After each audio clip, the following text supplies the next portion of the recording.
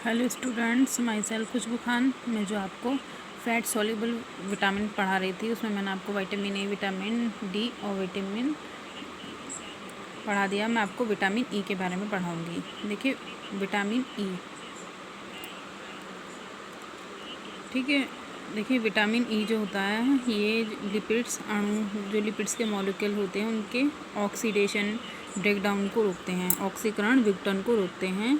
ठीक है, ये विटामिन ई लाल रुधिर जो रेड ब्लड सेल होती हैं उनके निर्माण, फॉर्मेशन, ठीक है, तथा वायुमार्ग जो होता है हमारा, जो रेस्पिरेटरी ट्रैक्ट होता है, वायु है ना, फेफड़ों की वायु प्रदूषण से सुरक्षा के लिए भी आवश्यक होता है। तो हम एक तरह से इम्यूनिटी भी देता है ना। और ये विटामिन क्या करता है, चूहे जो खरगोश, मुर्गी आदि में जनन क्षमता के लिए आवश्यक सिद्ध हुआ है। ठीक है, जैसे रैट होते हैं, है ना, रैबिट्स हैं, है ना, और मुर्गे वगैरह होते हैं, उनमें जनन क्षमता को मेंटेन करने में भी हेल्प करता है। इस विटामिन को हम एंटी स्टेरिलिटी विटामिन भी कहते हैं। ये विटामिन हमें ऑयल है ना, तेल है, अनाज, हरी सब्जियां हैं, मांस, सोयाबीन और अंडे की जर्दी में मिलता है।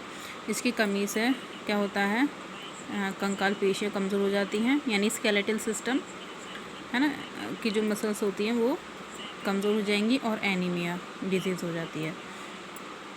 नेप्थोक्विनोन, जिसको हम विटामिन के बोलते हैं, ये लीवर में प्रोथ्रोम्बिन नामक पदार्थ के सिंथेसिस के लिए आवश्यक होता है। प्रोथ्रोम्बिन चोट पर रुधिर का थक्का जमाने के लिए आवश्यक होता है। इसलिए इस विटामिन को हम रुधिर स्रावरोधी पदार्थ कहते हैं। ठीक है, जो ब्लड का कोगुलेशन, जैसे चोट लग जाती है, ब्लड का कोगुलेशन बनता है, तो प्रोथ्रोम्बिन क्या करता है, वो ब्लड, खून का थक्का रोकने में मदद करता है ना, खून का थक्का जमाने में मदद करता है। तो इस पदार्थ की सिंथेसिस के लिए विटामिन के की आवश्यकता होती है, नेप्थोक्विनोन विटामिन्स की।